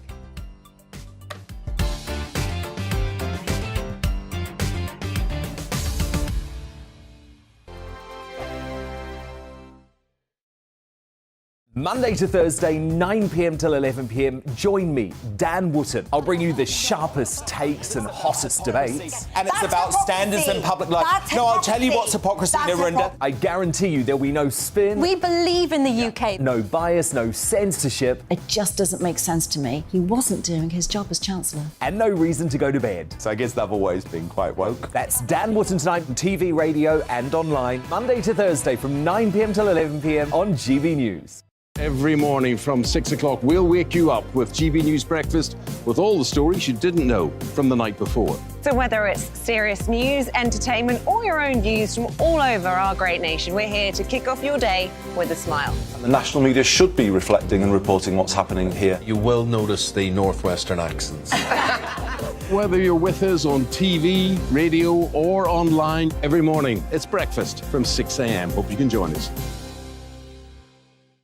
Hello there, it's Eamon Holmes here from Breakfast on GB News. We're not just on your television and your screens, you know. We're on DAB plus digital radio, so you can listen to your favourite shows on the move. If you've not yet listened to GB News Radio, it's very simple. We're on your radio player and TuneIn apps, on your smart speaker, phone or tablet, or online at gbnews.uk. Take us with you wherever you go. GB News Radio. You never have to miss a moment of the People's Channel.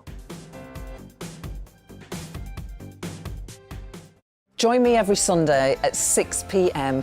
for Gloria Meets. In exclusive interviews, I'll be finding out who our politicians really are and what they really think. I think I've seen probably quite enough of Matt Hancock to last me a lifetime. I'll also be getting to know you better, travelling to find out what you think about the politicians who are fighting for your vote. They've got to get this country back on track. Join me every Sunday at 6 p.m. only on GB News, on TV, radio and online.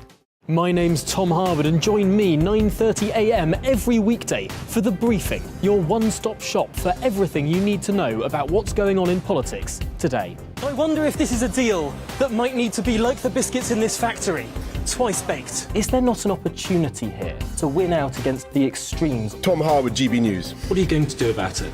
Things should have been done differently, and they certainly are being done differently. Don't miss it. The Briefing with me, Tom Harwood, 9:30 Monday to Friday on GB News. Hello, I'm Simon Evans. Join me on GB News for Headliners at 11 p.m, where I'll be joined by two of the country's top comedians as we take a look at tomorrow's newspapers tonight.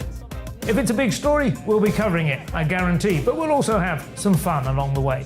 That's GB News Headliners at 11 p.m. We won't put you to sleep, unlike some of the other paper review shows out there. So join us, 11 p.m, 7 nights a week.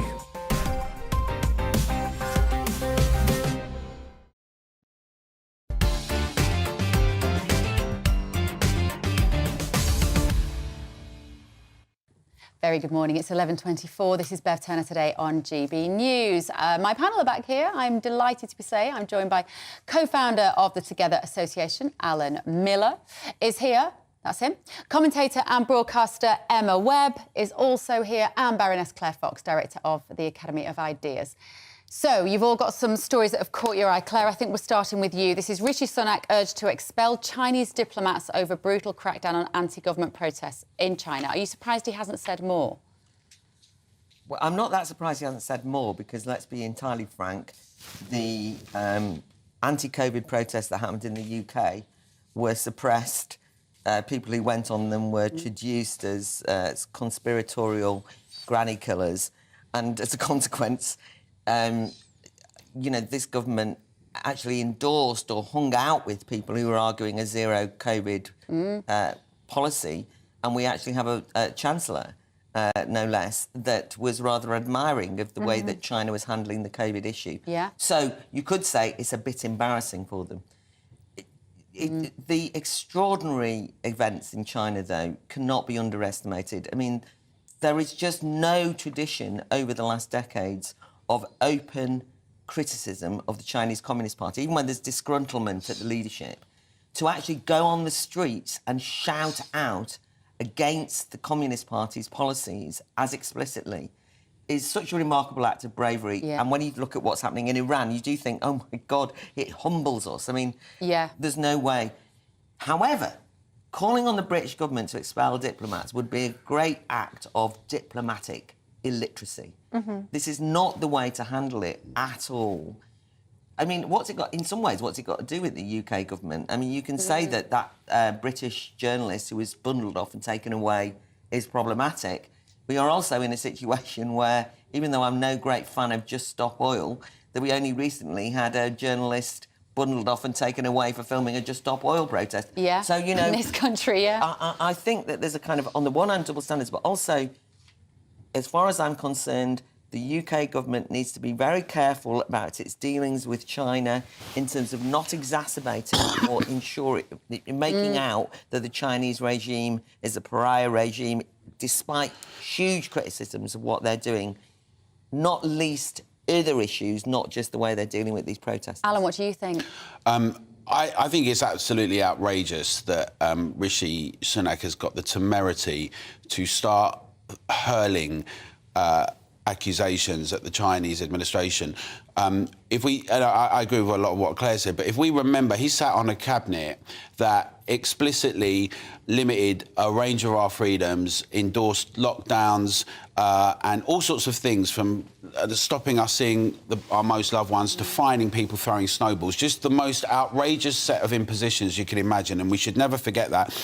And now the idea that they can pontificate and posture as though they're pro-freedom and pro-liberty because it's somewhere far away. And actually, we've got to say, the mainstream media as well, who were conspicuous by their absence, even though we invited them all the time. In fact, with the exception of GBNews and actually one or two newspapers, it wasn't until the very last demonstration that they showed up.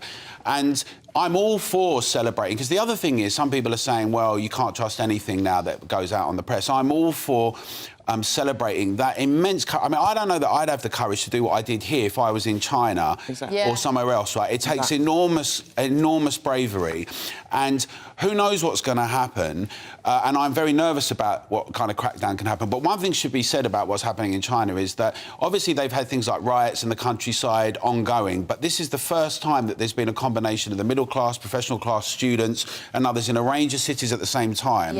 And it's hugely inspiring. I'm nervous about what will be happening. And actually, if leaders, and I say that name with contingency, if leaders really wanted to demonstrate their belief in freedom and liberty, choice and privacy, we would shine a light here and demonstrate that. And that's the best way. And for us, anyone who believes in freedom and challenging the lockdowns and protests, we need to shine the light of reason and protest and ensure that whilst the government says all these things and they're imposing these measures on protests, on free speech with the online safety bill and a range of other things, not just about lockdowns, it's around this technocratic, autocratic set of impositions, right, about what you can and can't say and all of these things, that we need to be able to say the best thing we can do to show our solidarity is actually keep demanding freedom in our own country together. Emma, what we're kind of taking from what Claire and Alan have both said there is that our government has behaved so appallingly, we can now no longer really criticise the Chinese government. I'm paraphrasing,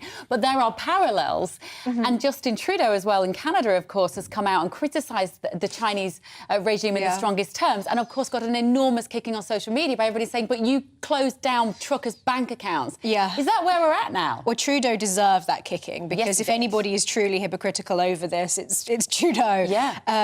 I completely agree and take your point about the domestic side of things and how, I was going to say the freedom in this country, or the lack thereof, during the lockdowns, and the complicity of some of our ministers and the Prime Minister in that. But I do think that China is dangerous. We need to take China seriously. I agree with Claire. I don't think necessarily kicking out Chinese diplomats is going to be particularly helpful from a pragmatic point of view. But there are lots of things that we can and should have been doing, actually, over the last couple of decades to push back against China.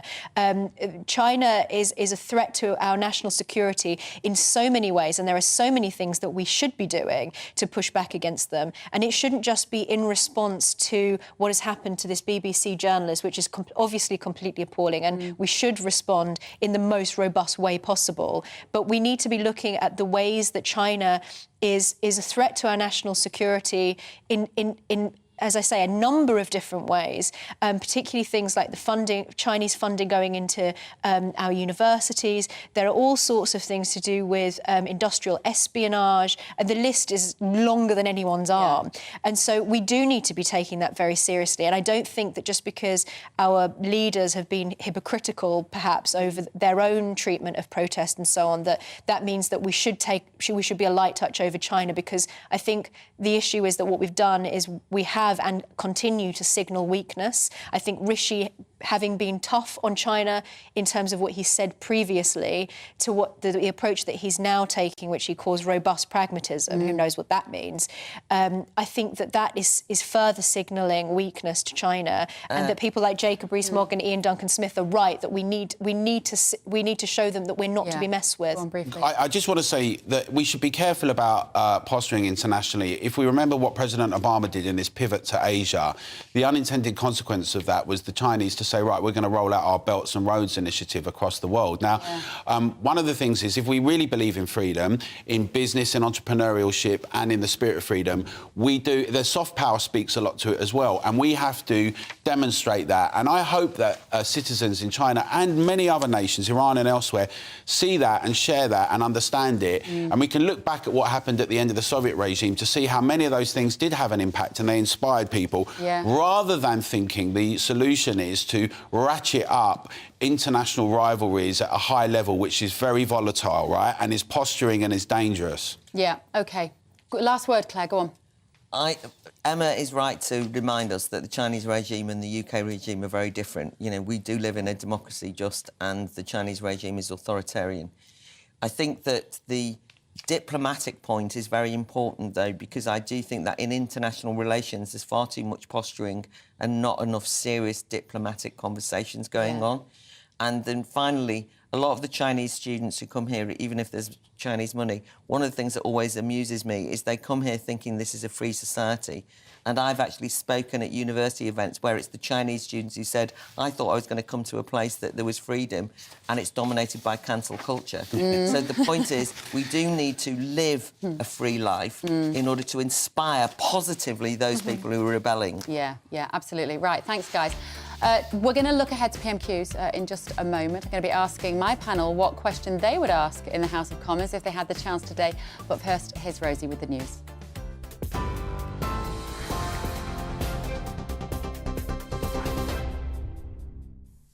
Good morning, it's 11:33. I'm Rosie Wright. Let's get you up to date. A major trial of an experimental Alzheimer drug has shown for the first time the early stages of the disease can be slowed. Scientists found after 18 months the drug stalled the disease progression by 27% compared with patients taking a placebo. However, experts did warn, as the medicine works during the initial stages of the disease, most won't benefit without a revolution in spotting it. The results published in the New England Journal of Medicine have been hailed as the beginning of the end. Postal and education services are being affected by strikes today as industrial action gets underway across multiple industries. 150 university and colleges will be impacted, so will 77 sixth form colleges in England as National Education Union staff go on strike. A Royal Mail staff strike starts again today for 2 days. All of these are in disputes over pay and conditions. Now, meanwhile, ambulance workers across England are planning to strike before Christmas. That's also part of a dispute over pay and staffing levels. Unison said thousands of 999 call handlers, ambulance technicians and paramedics will strike across the North, London, Yorkshire and the South West.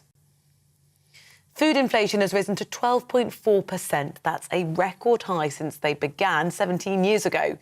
The British Retail Consortium say the figures nearly doubled since October as rocketing energy, animal feed and transport costs forced up prices. A senior Met police officer says the Duke and Duchess of Sussex faced credible threats to their life from extreme right-wing members of the public. In an interview with Channel 4, the former counter-terrorism boss, Neil Basu, called online rhetoric directed at Prince Harry and his wife Meghan Markle disgusting and very real. The outgoing Met Assistant Commissioner claimed the material would have left the Duchess feeling under threat all of the time.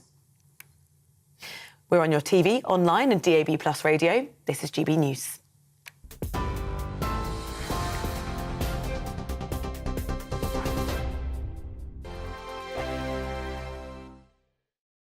Monday to Thursday nights on GB News. At 6, it's Deebs & Co. 7 o'clock, Farage. At 8, join Mark Stein. And at 9, Dan Wootton Tonight, followed by Headliners. On TV, radio and online. This is GB News.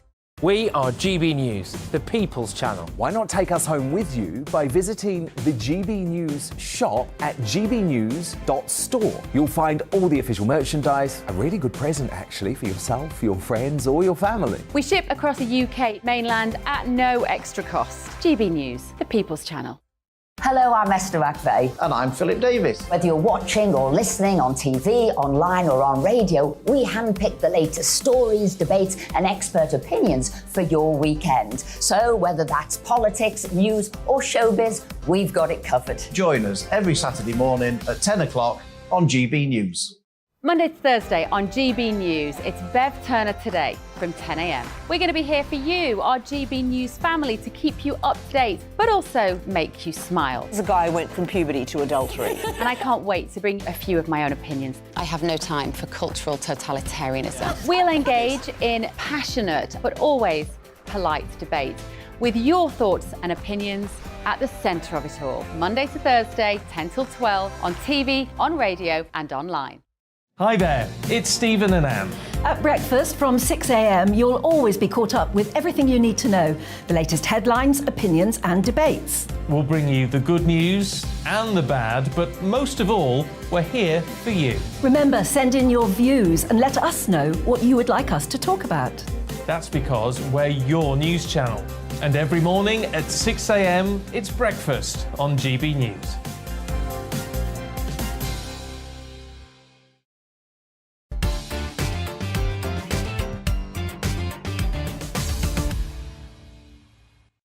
Good morning, 11:37. This is Bev Turner Today on GB News. We're looking ahead to PMQs. I want to ask my panel what they would ask today if they had the privilege of being in the House of Commons. Claire, I'm going to start with you, Baroness Claire Fox.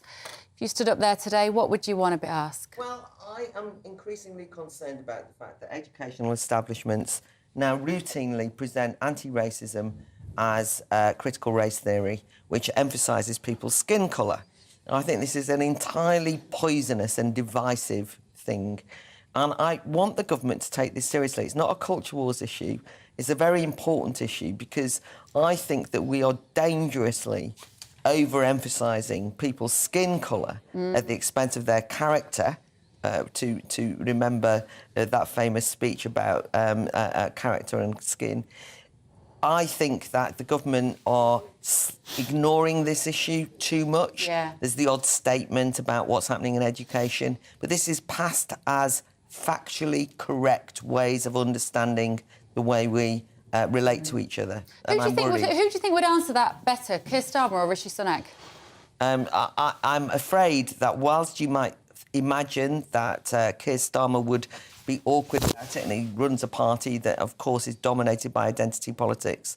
I'm afraid that the Conservative Party's record on this is to not take it as seriously as they ought to. And I make that point as an anti-racist. Yeah. I think we're dangerously allowing third-party organisations to get into schools, just like they have done with the trans issue and gender politics, and basically ideologically put forward a view of society which is unhelpful and actually racially charged and dangerous. Yeah, absolutely. Alan Miller, you're in PMQs today. You need to be in PMQs. Everybody always messages to say, why aren't you running the country? If you were today, or if you were in there as the opposition, what would you be asking Sunak? Well, I would be saying to the Prime Minister, in light of the situation with the NHS, now, remind ourselves, over the last 15 years, we've been told it's in crisis, but this year, we certainly face some really big challenges. And care sector, would he now apologise, compensate and reinstate the care workers? Whilst he's posturing on how terrible China is, why did his government try and have a mandate imposed on people that had worked for a year on the front line in the most difficult of circumstances? And then we lost over 40,000 very experienced care workers. Now we have a gap of 150,000, which is impacting directly NHS beds, over 13,000 of them.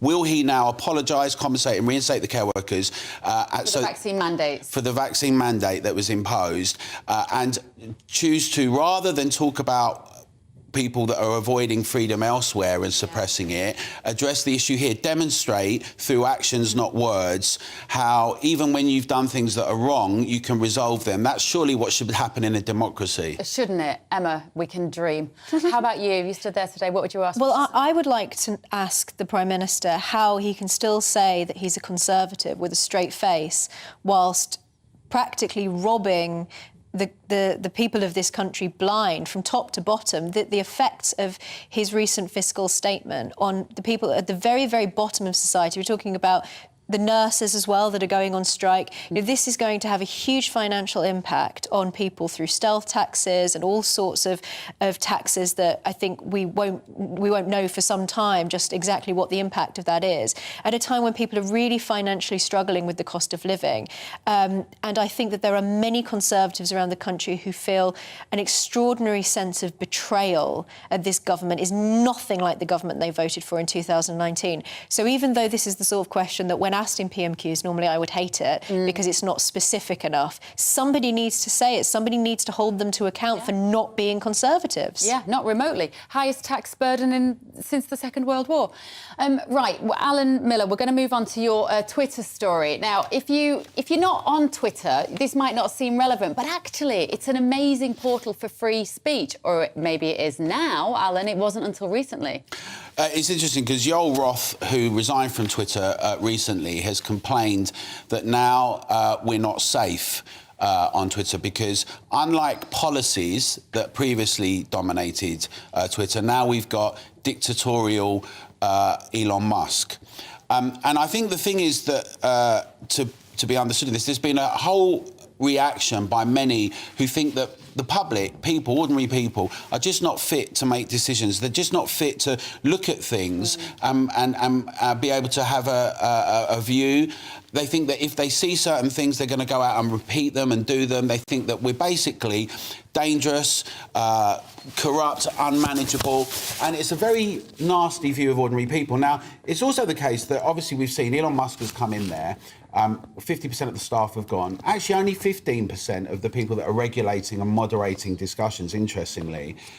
And we shouldn't, I think it's important to say that we shouldn't just think that one person can be our hero or God for free speech. It's up to us as citizens to keep demanding and insisting on it. But the reaction that has happened to Elon Musk doing this has been significant. Yeah. What's happened is that some people who don't want to have free speech and debate are looking to cancel it. They're targeting advertisers like they did with GBNews, and they can continue to do, as we should say, because they don't want to have a discussion and debate. They don't believe in free speech. They've evacuated that terrain. They want to say that anyone who believes in the enlightened approach to rational discussion is somehow far right or an extremist.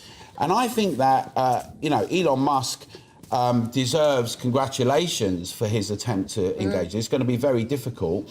But actually, we should be wary of people who say the policy says this is the right way to do it, because we've seen that what happened in Twitter was, if you look at the amount of scientists, journalists, academics and others that have been taken down, and Elon Musk has said that they're actually going to be brought back on now. And I say, great, let's have the debate open in public. There are always going to be some things that are very, very difficult to see or hear. Well, one of the things that he changed was taking away this COVID misinformation banner, isn't it, as of yesterday? And there were a lot of people celebrating this, so that doctors like Peter McCulloch, who lost his Twitter account, can now be reinstated. This is good news, isn't it, Claire? People aren't stupid. People can, if you present them with the information, they will make the right decisions. Well, they will be able to decide themselves, whatever the right decisions are. Yeah. I mean, there is COVID misinformation, and some of the people that were taken down were people I thought had views which were irrational and quack science, to be frank.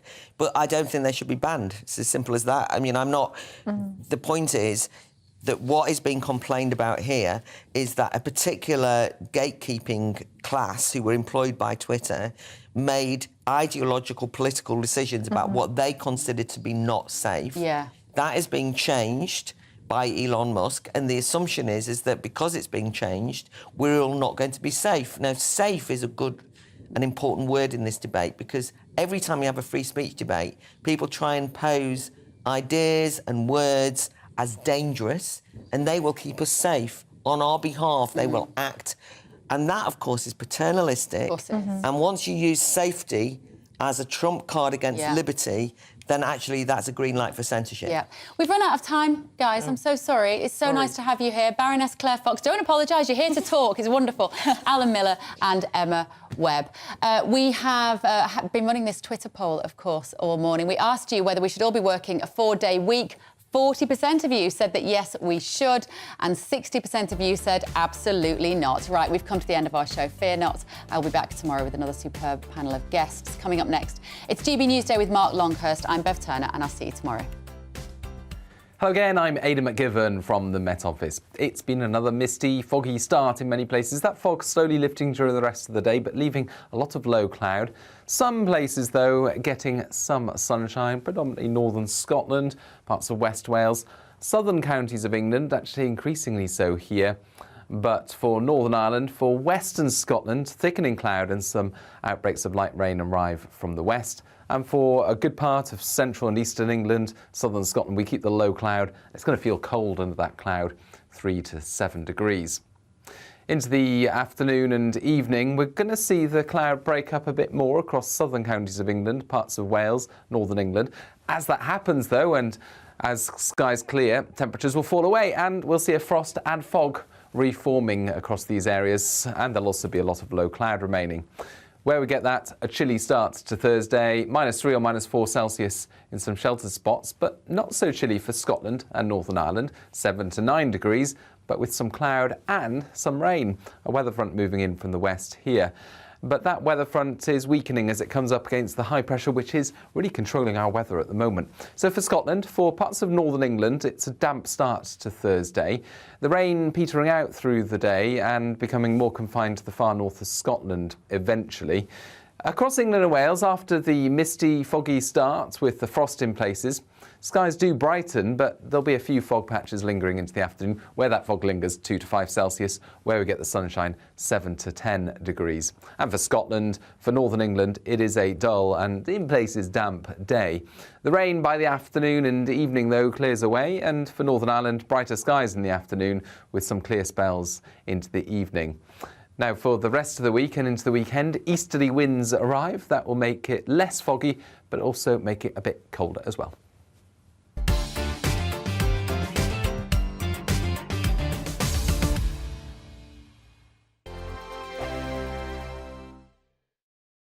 Every morning from 6 o'clock, we'll wake you up with GB News Breakfast with all the stories you didn't know from the night before. So whether it's serious news, entertainment, or your own views from all over our great nation, we're here to kick off your day with a smile. The national media should be reflecting and reporting what's happening here. You will notice the northwestern accents. Whether you're with us on TV, radio, or online, every morning, it's breakfast from 6 a.m. Hope you can join us. Join me every Sunday at 6 p.m. for Gloria Meets. In exclusive interviews, I'll be finding out who our politicians really are and what they really think. I think I've seen probably quite enough of Matt Hancock to last me a lifetime. I'll also be getting to know you better, travelling to find out what you think about the politicians who are fighting for your vote. They've got to get this country back on track. Join me every Sunday at 6 p.m. only on GB News, on TV, radio and online. We are GB News, right across the nation. You can get us on television, on radio, on digital. We're absolutely everywhere. Amazing! You see, amazing! You remind me of me in the European Parliament. But here's the most important bit. We are not part of the mainstream establishment. We think and speak just like you do. We are the People's Channel. Magnificent. That's really, really thoughtful. Come and join us on GB News, the People's News Channel. My name's Tom Harwood and join me 9:30 a.m. every weekday for The Briefing, your one-stop shop for everything you need to know about what's going on in politics today. I wonder if this is a deal that might need to be like the biscuits in this factory, twice baked. Is there not an opportunity here to win out against the extremes? Tom Harwood, GB News. What are you going to do about it? Things should have been done differently, and they certainly are being done differently. Don't miss it. The Briefing with me, Tom Harwood, 9:30 Monday to Friday on GB News.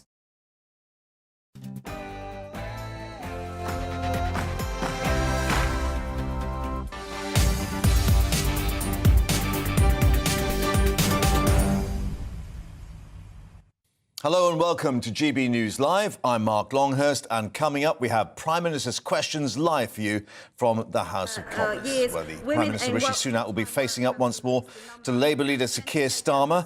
But the Prime Minister also facing increasing unrest, it seems, on his backbenches over onshore wind farms, house building targets and those cross